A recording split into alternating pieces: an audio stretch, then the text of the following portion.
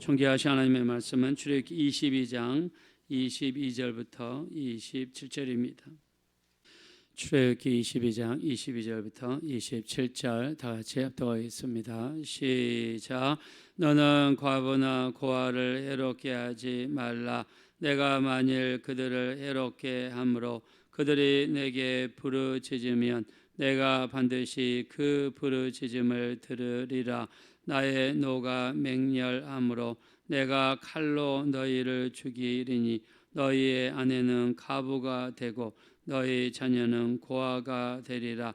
내가 만일 너와 함께한 내 백성 중에서 가난한 자에게 돈을 꾸어주면 너는 그에게 채권자같이 하지 말며 이자를 받지 말 것이며 내가 만일 이웃의 옷을 전당 잤거든 해가 지기 전에 그에게 돌려보내라.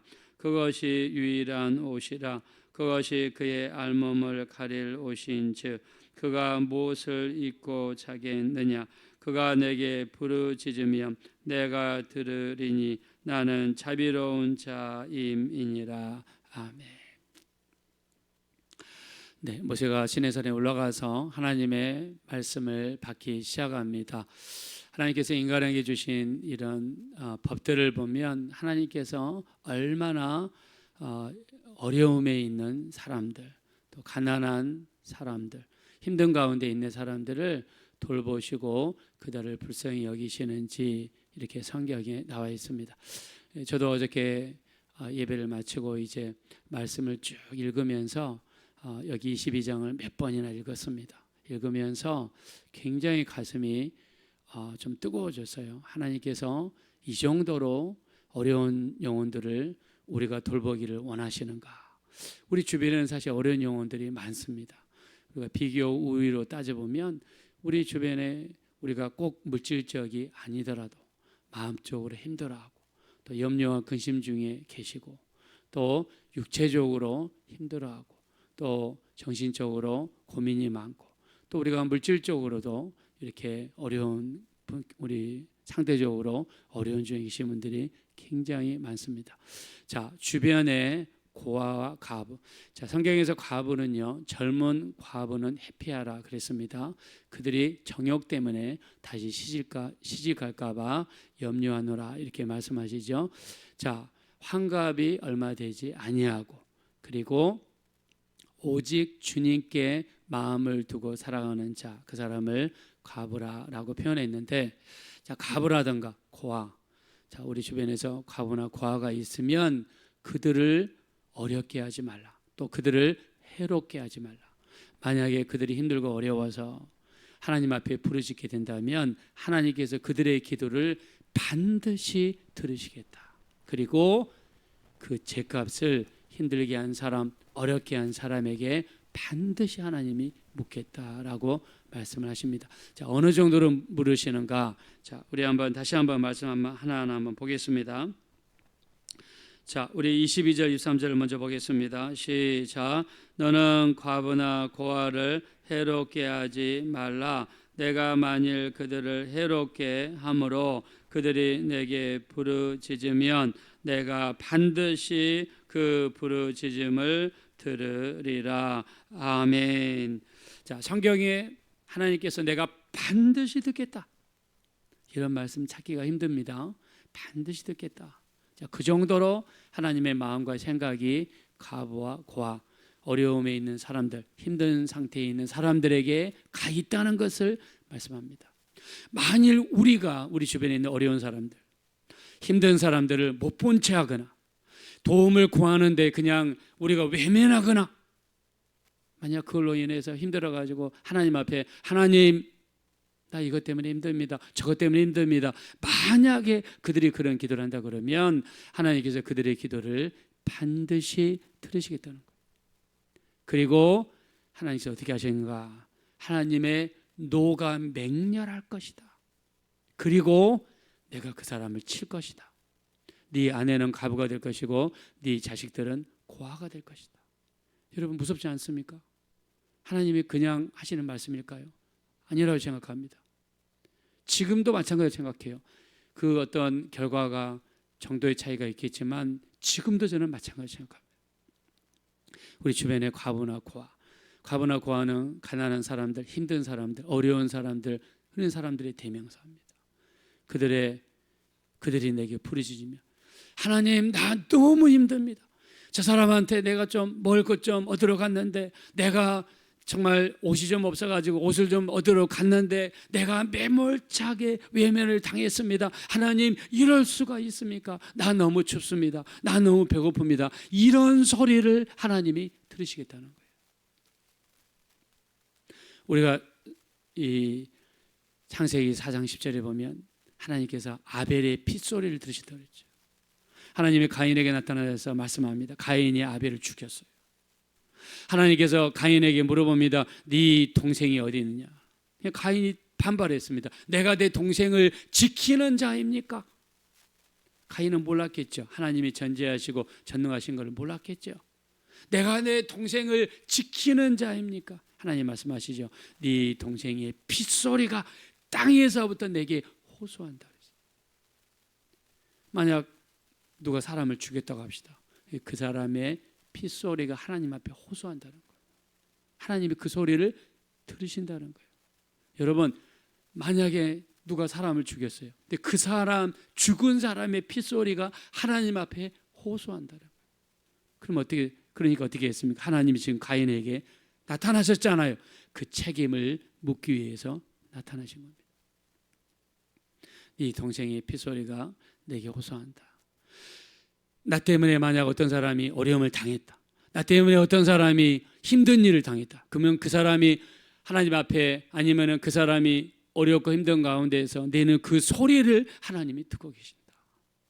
하나님이 반드시 그 사람들 소리를 들으시겠다 그랬습니다. 이것뿐만이 아니죠. 우리 밑으로 내려가면 26절 보겠습니다. 우리 25절 한번 보실까요? 25절 시작. 네가 만일 너와 함께한 내 백성 중에서 가난한 자에게 돈을 구워주면 그는 너에게 채권자같이 하지 말며 이자를 받지 말 것이며. 가난한 자, 부자는 괜찮겠죠. 중산층도 괜찮겠습니다. 돈을 빌려주면 이자 받아야죠. 돈을 빌려주면 당연히 받아야죠. 그러나 가난한 자가 여러분한테 돈을 만약에 빌려달라고 그런다. 여러분, 정말 거의 죽게 된 상태에 있는 분, 이거 없으면 쌀을 못 사시는 분, 만약 내가 돈을 안 빌려줘가지고 이 사람이 굶는다, 여러분 빌려줘야 되겠죠. 돈이 없다 그러면 요즘에 우리나라 영세민이라든가 아니면 정부에서 수급받을 수 있는 길이 많습니다. 안내를 해줄 필요가 있겠죠. 채권자 가지고 굴지 말고 이자를 받지 말아라. 그리고 만약에 그 사람이 옷을 전당 삼아가지고 여러분한테 맡기고 돈을 빌려간다. 중동 지방에서는요, 속옷보다는 겉옷이 비싸고 저녁에 잠잘 때는 이불로 쓰는 굉장히 귀한 옷이 겉옷입니다. 지금이야 패딩이 남아돌고 잠바가 남아도는 세상이지만 옛날에는 그랬습니다. 이 사람이 겉옷을 전당 삼아서 여러분한테 담보로 맡기고 돈을 빌려가거든 밤에는요 이 사람한테 돌려주라는 거예요. 왜냐하면 이 사람이 겉옷을 담보 삼았다고 그러면 밤에 영하 20도 30도 내려가는데 덮을 수 있는 이불이 없는 거예요. 이불이. 그 사람이 만약에 잠잘 때 하나님 추워요, 하나님 너무 고통스러워요, 이런 이야기를 하면 하나님이 그 사람의 소리를 듣겠다는 거예요. 그래서 내가 너에게 책임을 물겠다는 거예요. 어려운 가운데서 하는 그 사람의 소리를 하나님이 들으시겠다는 거예요. 자, 우리 한번 27절 보겠습니다. 다 같이 읽겠습니다. 시작. 그것이 유일한 옷이라. 그것이 그의 알몸을 가릴 옷인즉 그가 무엇을 입고 자겠느냐. 그가 내게 부르짖으면 내가 들으리니 나는 자비로운 자임이니라. 아멘. 그 옷을 반드시 돌려줘라. 그래서 그 사람이 추위 때문에 고통스러움을 면할 수 있도록 도와줘라. 여러분, 하나님께서 가난한 자들, 거류민들, 방문 여기저기 떠돌아다니는 나그네들을 위해서 어떻게 했습니까? 만약에 곡식을 우리가 수확할 때 땅에 떨어진 곡식은 줍지 말아라. 그리고 밭 가장자리까지 수확을 하지 말아라. 가난한 자들에게 주라는 거예요. 여러분 룻을 보십시오. 룻 보아스의 집에서 이렇게 보아스의 집에서 소화할 때 어떻게 했습니까? 땅에 떨어진 이삭만 줬다고 하지 않습니까? 보아스가 보니까는 룻이 너무너무 이 사랑스럽고 이쁜 짓만 하고 시어머니를 봉양하기 위해서 하루 종일 아침부터 저녁까지 밭을 돌아다니면서 땅에 떨어진 이삭을 줍더란 말입니다. 그래서 보아스가 떨어진 것을 일부러 줍지 말고 남겨둬라 라고 이렇게 이야기하잖아요. 성경에서는 가난한 자들을 위해서 땅에 떨어진 곡식을 줍지 말고 가난한 자들까지 수확하지 말고 포도원에서 수확을 하거든 떨어진 것을 포도 중에서 떨어진 것이 있으면 줍지 말아라. 가난한 자들, 과부들, 거류민들을 위해서 남겨둬라 말씀했습니다. 그래서 하나님의 관심은 어디에 있는가? 약한 자들 편에, 가난한 자들 편에. 그래서 우리 잠언서 19장 17절에 보니까 가난한 자를 불쌍히 여기는 자는 여호와께 구워드리는 것이니 그의 선행을 갚아주시리라. 우리 믿으시면 아멘 하겠습니다. 그의 선행을 갚아주시겠다. 우리 주변에 가난한 자들, 특히 지금은 성탄 시즌이잖아요. 성탄 시즌은 나눔의 시즌입니다.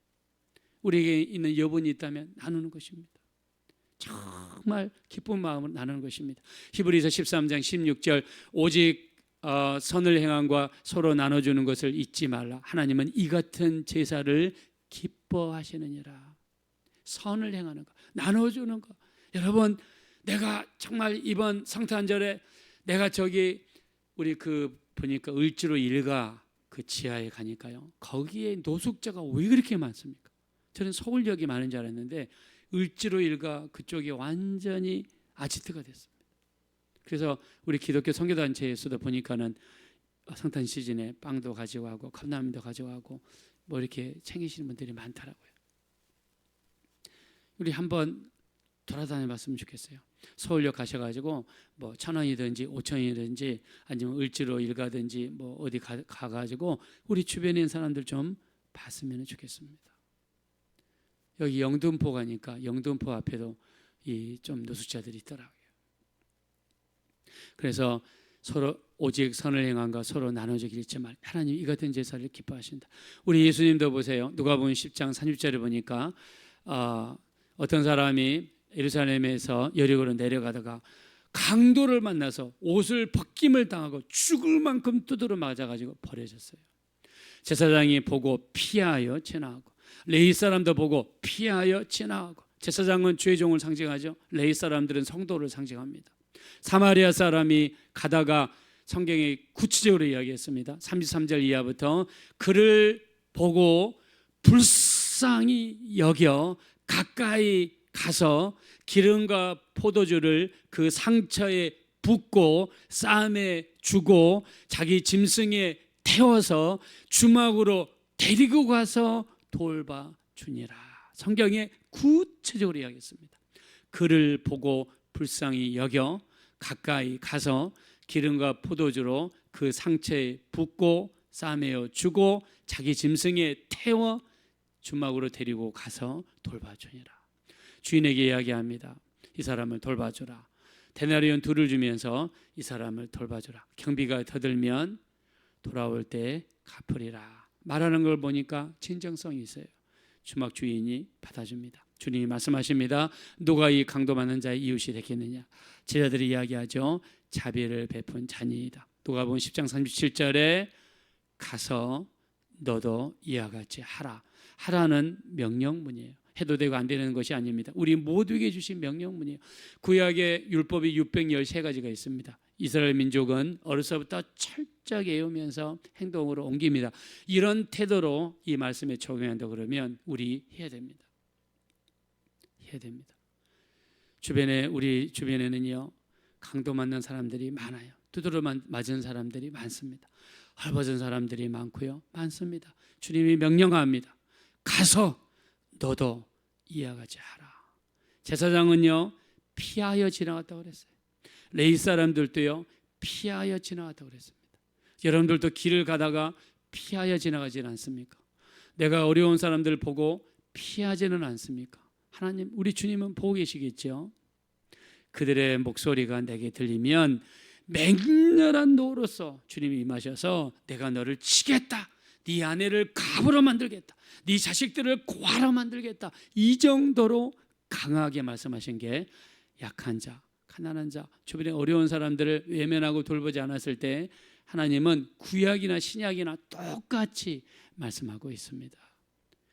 저는 캐나다에서요, 우리 성탄절 2부에 토론토 다운타운에 가면 영하 25도, 30도인데도 불구하고 배낭 하나 들고 그 지하철 온풍구 위에서 잠을 자는 사람이 있어요. 자다가 죽습니다. 다음 뉴스에 보면 몇몇 사람이 죽었다는 뉴스가 꼭 나옵니다. 저희는 1년에 한 번 했어요. 근데 그 사람들을 보면 정말 불쌍합니다. 이 사람들은요, 거지입니다. 거지는 정부에서 거지 면허를 받아요. 거지 면허증 없이, 라이센스 없이 거리에 누워 있으면 경찰이 와서 Show me your license, 너의 면허증을 보여줘. 거지 면허증 없으면 경찰서에 끌려갑니다. 거지도 허락을 받아야 돼요. 그 사람들은 한 달에 정부에서 100만 원에서 200만 원을 줘요. 그 사람들에게. 그 사람들 돈을 월급을 받잖아요. 그 즉시 리코스토어, 술집에 가서 술을 사고 대마초 마약을 사서 그것 먹고 그 추운 겨울에 그냥 자는 거예요. 그래서 죽는 겁니다. 그 사람들을 보면서 냄새가 얼마나 나는지. 여러분, 우리 주변에는 어렵게 힘든 사람들이 많습니다. 정말 우리 주님께서 누가 진정한 이웃이냐, 자비를 베푼 자녀이다. 너도 가서 이와 같이 하라. 우리 자비를 베풀어야 됩니다. 성탄 시즌에 오늘 말씀을 한번 되돌아보시고, 나는 내 주변에서 어려운 사람들을 외면하는 자인가, 아니면은 정말 주의 말씀에 의지해서 돌보는 자인가.